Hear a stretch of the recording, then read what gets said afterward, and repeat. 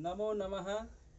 नवीन कुमारः, व्याकरण प्राध्यापकः, नंदन संस्कृत महाविद्यालयः, ईशःपुरं मधुबनी। अद्य वयं स्वरवैदिकी प्रक्रिया पठिष्यामः। शास्त्री द्वितीय वर्षस्य छात्राणां कृते वर्तते। पूर्वमपि मया पाठितं स्वरवैदिकी प्रक्रिया सूत्राणि पठितानि। अद्य सूत्रं वर्तते पूर्वं छन्दसि परेपि 1481।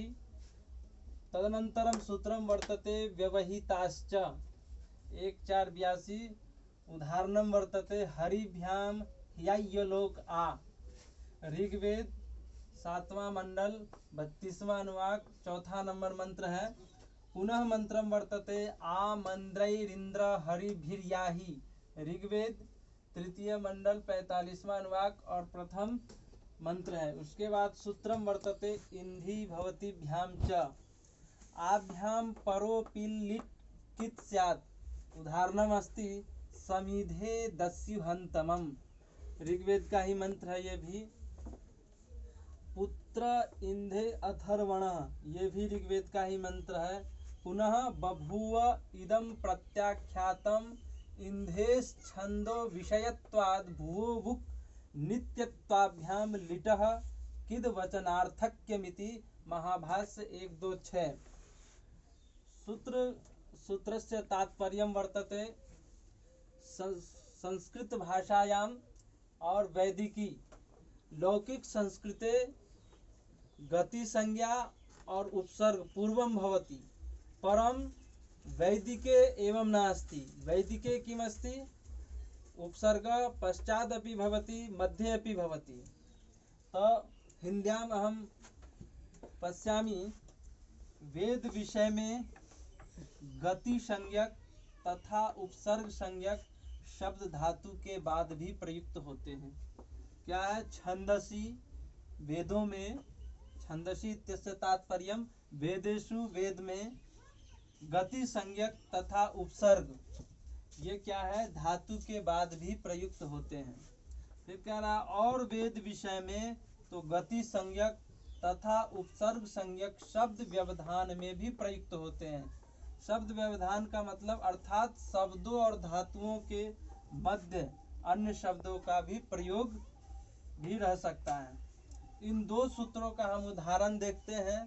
पहला उदाहरण है हरिभ्याम याह्यलोक आ और दूसरा है आमंद्रैरिंद्र हरिभिर्याहि। प्रथम उदाहरण में आ याहि ऐसा होना चाहिए था, और यहाँ क्या है याह्यलोक आ, किंतु होता है याहि ओक आ, अर्थात उपसर्ग आ का प्रयोग यही इस धातु रूप के परे बाद में हुआ है। आप देखिए ये जो उपसर्ग है आ, इसका प्रयोग लौकिक में पहले होता है। उपसर्ग पहले ही होता है लौकिक संस्कृत में, परंतु वेद में याह्यलोक आ, इसका आ जो उपसर्ग है बाद में प्रयुक्त हुआ।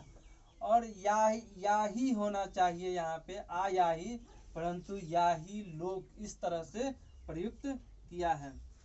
क्योंकि इससे सूत्र का भी यही उदाहरण है, क्योंकि धातु याही अर्थात उपसर्ग आ के मध्य में ओकह एक अन्य शब्द भी प्रयुक्त होता है। दूसरा उदाहरण में है पहले उपसर्ग आ, मध्य में मंद्रैरिंद्र हरिभि। इन कई शब्दों का व्यवधान है इसमें, इंद्र का है, ऐन्द्र का है, हरिभि का है, ये सब कई शब्दों का व्यवधान है। तथा याही धातु का रूप प्रयोग होता है। तो याही यहाँ पे याही धातु भी है, यहाँ ये इसका रूप प्रयोग हुआ है। तो इसमें तो आ उपसर्ग बाद में प्रयोग हुआ है, इसमें पहले हुआ है। तो सूत्र वही कहा है कि पहले भी हो सकता है, बाद में भी हो सकता है, मध्य में भी हो सकता है। इन सब को इन दो सूत्रों के पढ़ने के बाद निष्कर्ष क्या निकलता है कि उपसर्ग संज्ञक तथा गति संज्ञक शब्दों की भी धातु के साथ 3 स्थितियां रह सकती है। कितनी स्थितियां रह सकती है? 3 स्थितियां रह सकती है। पहला है ये शब्द धातु के पहले रहते हैं। दूसरा है ये शब्द धातु रूप के बाद भी रहते हैं।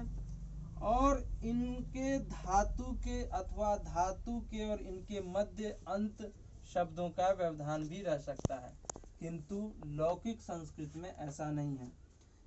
लौकिक संस्कृत में गति और उपसर्ग संज्ञक शब्द सदैव धातु का अव्यवहित पूर्व में ही प्रयुक्त होते हैं, किसी प्रकार स्वातंत्र नहीं है।